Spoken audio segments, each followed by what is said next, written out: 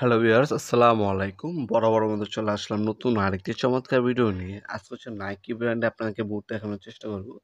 এটার মধ্যে টোটাল আমাদের কাছে ৩ টা কালার আছে বর্তমানে অ্যাভেলেবেল। এটা হচ্ছে নাইকি মার্কুরিয়ার।